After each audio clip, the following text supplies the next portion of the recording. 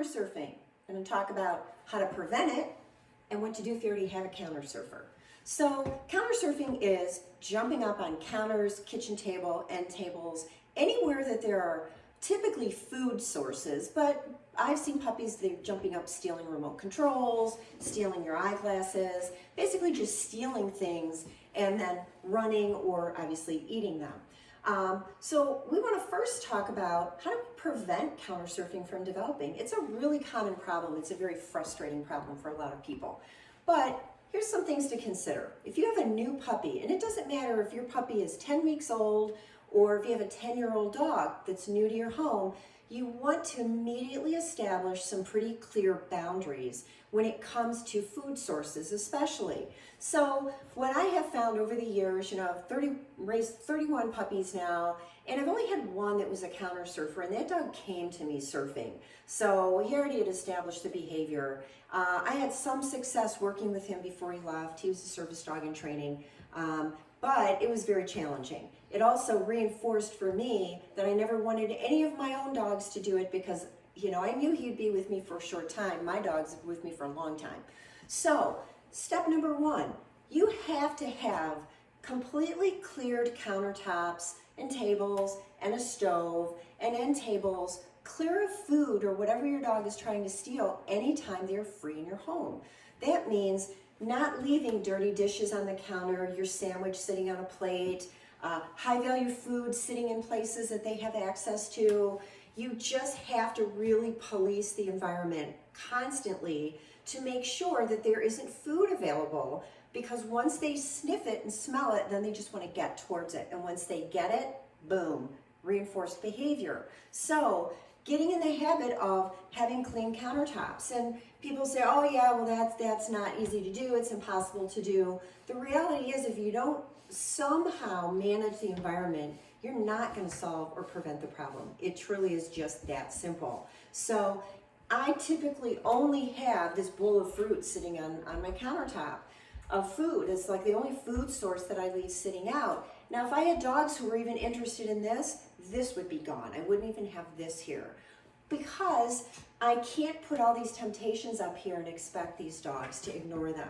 So I have to be willing to make the commitment to keep the countertops clean. The only thing that sits on my stove is a tea kettle and a spoon with a holder. I just don't have food sitting out. Everything's put away in closed cabinets in the pantry or in the cabinets. So that's step number one. Number two is the same is true for your kitchen table, your coffee table, your end tables. Wherever you put plates and food down, you have to make sure that if your puppy or dog is free in the house, that there are not food sources laying out. That is your number one source of prevention. The second thing is you have to start thinking about, okay, if I'm in the kitchen cooking and I'm cooking at the counter, cutting stuff up, how tempting is that for my dog? So I'm here with all this food and the dog is just drooling and glued to you. Marshall's falling into that habit a little bit. There's a person in my family who unfortunately encouraged it. And now we're working diligently to make sure that that's as far as it gets, meaning he comes in the kitchen and he starts drooling because he thinks he's going to get a little piece of cheese or a little piece of watermelon. It's much easier to train your dogs than your spouses, I will tell you that. Unfortunately, I do not have a video on that. But we have to encourage all of our family members to participate in this, because I have Newfoundlands. It doesn't even require much effort. I don't even call it counter surfing. I would just call it counter looking. He just has to come and put his head here and he's at the countertop. So it's very important that we get everybody on board when we have dogs in the house that we're training. So if you're cooking, if you're preparing food, if you're cleaning up, your dogs need to be in their crates, behind a gate, out playing in the yard, whatever that looks like for your dog. But they need to be out of the temptation zone, is what I call it. It's just not fair to think you're gonna have all this temptation out here and they're gonna just somehow ignore it. Start laying a solid foundation of you just don't have access to it. And they aren't tempted by it. And they aren't just getting frustrated because all they want is to figure out how they're gonna get that food. So at my home, typically when I have young dogs, I put them in their crate the moment before I start cooking, eating, even having a snack sometimes, if that's even too much temptation for them, then they go in their crate while I'm eating. So once the final dish is put in the dishwasher and everything is put away and the food is gone, then I let them out of their crate. So they consistently have this routine of when we're eating food or working with food, they go and do something else. I give them a bone, I give them a Kong, but they're not here just staring and drooling and getting really frustrated. And I do that for as long as it takes. Some dogs it's 6 months, some dogs it's years. It doesn't matter to me, I'll just keep doing it because I do not want to have counter surfers in my home. So you and everybody in the house have to be consistent. You have to not think that the begging is okay. It's really hard to have a dog standing around your kitchen table just drooling and begging for food because you know at some point food's going to hit the floor and then bam, you're sunk. Now you have a dog who's going to start getting closer to the table, getting closer to the food, trying to get into the garbage can. You know, they're dogs, they're food motivated. This is what they want. So we have to manage the environment for as long as it takes until they no longer even see that as an opportunity. Some dogs may never outgrow the tendency to want to serve. Most of my dogs, typically by a year of age, they just don't even have the experience of trying, so they just sort of ignore. They don't really care. I've just not had a problem with an adult dog suddenly starting to counter serve. So they have to think of this as prevention. It's prevention, prevention, prevention all the time. So what I would then do with my older dogs as another way of kind of preventing them and helping them learn is when they're old enough that they haven't tried to serve, they're not begging for food, then I may have them out of their crates, but I have them at a distance from me in a downstay and they're just laying there waiting. Eventually they just fall asleep. They could be at the opposite end of the kitchen.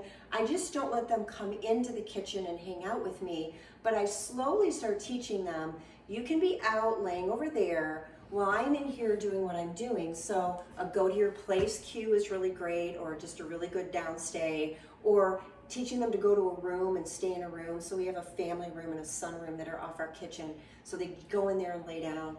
And for years they've been pretty successful. I mean, they've just learned, yeah, nothing good's gonna happen for me in here. I'm gonna just go in there and do something else. So you do wanna slowly integrate them into being out of their crates, but not being glued to your feet, thinking that somehow they're gonna jump in the dishwasher or get in the kitchen sink or whatever they're doing to try to get to food. So what do you do if you already have a counter surfer? Well, you got a long road ahead of you if you have a counter surfer, because you have to change how you're managing your kitchen or your environment wherever they're stealing. You have to get in the habit of picking things up and putting them away. Get everybody in your family on board, make sure nobody's cheating behind your back and feeding them and giving them things, because they're gonna undo all your training. And you can start to use some training, such as you do some setups where maybe, sit something food source but not super tempting on the counter, have the dog come into the kitchen. When they even turn towards the counter, leave it, click, give them a treat, and then redirect them to go do something else. So I would practice with putting food in different places on my counter and practicing leave it. Sometimes I set a tennis ball or a sock, something that they might want to jump up and grab, because not all dogs are stealing food. Some of them are just stealing anything they can steal.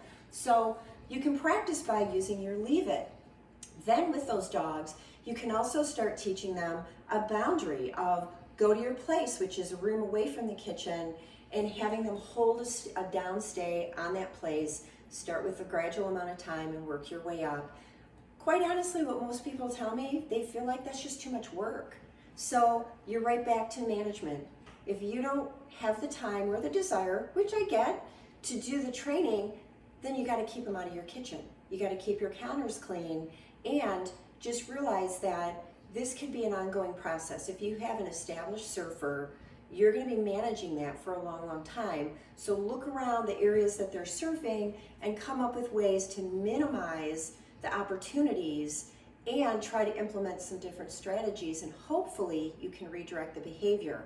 But my advice to everybody is, even if you have a dog who isn't already surfing, establish some management strategies so that it doesn't become a problem that you don't have the ability to fix.